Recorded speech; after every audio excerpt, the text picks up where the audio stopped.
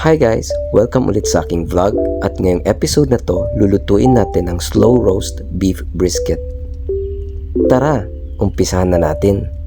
Ito ang mga sangkap na kakailanganin natin sa pagprepara ng slow roast beef brisket.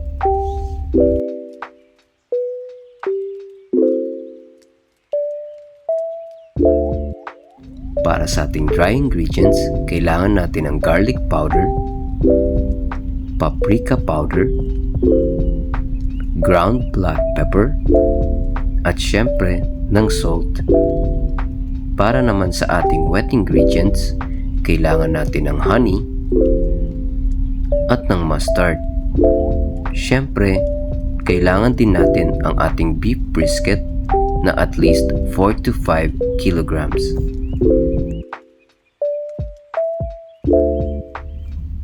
Umpisa natin pagsama-samahin ang mga dry ingredients.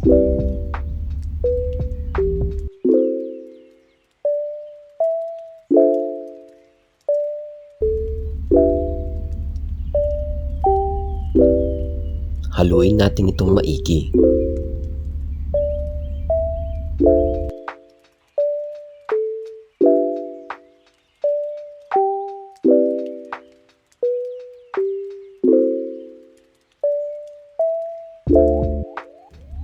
Susunod naman ang pagpahid ng mustard sa ating beef brisket.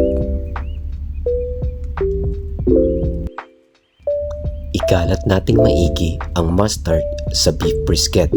Siguraduhin natin na ang mustard ay maikalat natin sa lahat ng parts nito.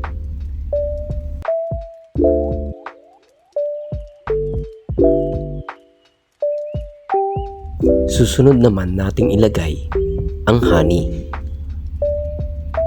Ikalat din natin ito sa buong beef brisket.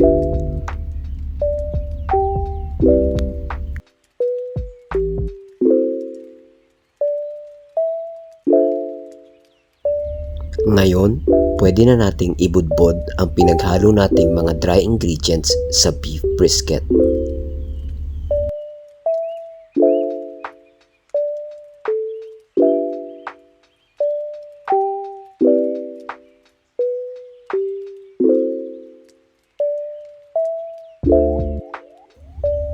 Ilamas ang lahat ng dry ingredients sa buong beef brisket.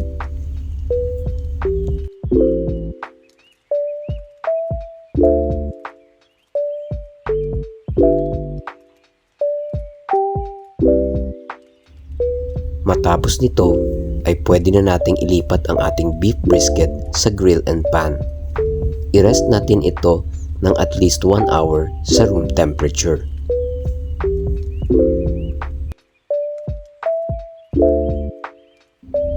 Habang naka-rest ang ating beef brisket, i-ready na natin at i-preheat ang ating oven.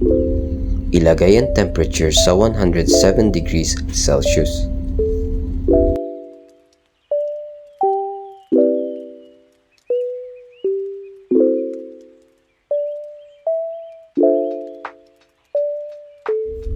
Ayan, ready na ang ating beef brisket. Pwede na natin itong ipasok sa loob ng oven.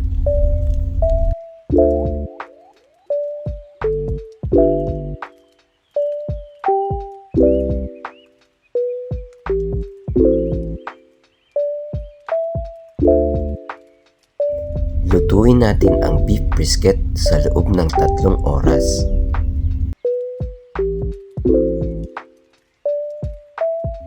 Matapos ang 3 oras, ilalabas natin ang beef brisket upang balutin ng aluminum foil.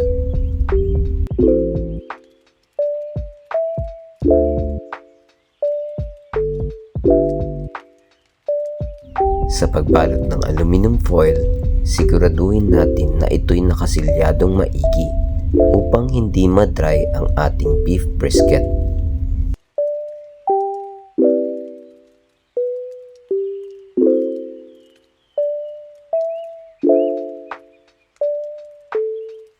Ibalik na natin ang beef brisket sa loob ng oven at tutuin natin ito sa loob ng 3 to 6 hours. Matapos ang 6 na oras, ito na ang ating beef brisket. buksan na natin. Wow, ang bango niya. Sa amoy pa lang, busog ka na. Pwede na natin ito ngayong hiwain.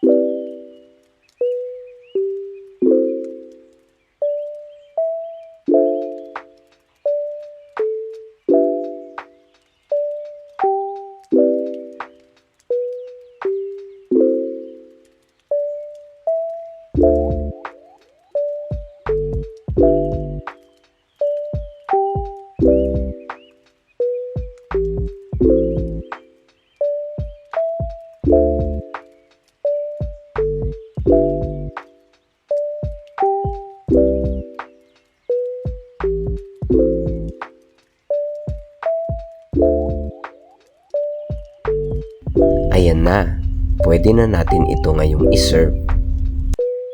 Ito na ngayon ang aking favorite part, ang pagtikim sa ating nilutong beef brisket.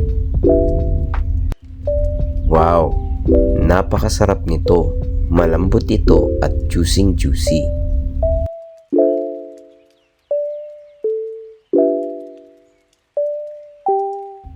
Ayos mga ka-vlog, success ang ating nilutong slow roast beef brisket. Approve tayo dyan. Ito yung sinasabi nilang mapapasayaw ka sa sarap.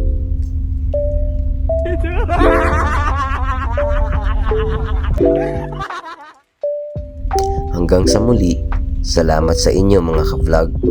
Huwag kakalimutan, please like, share and subscribe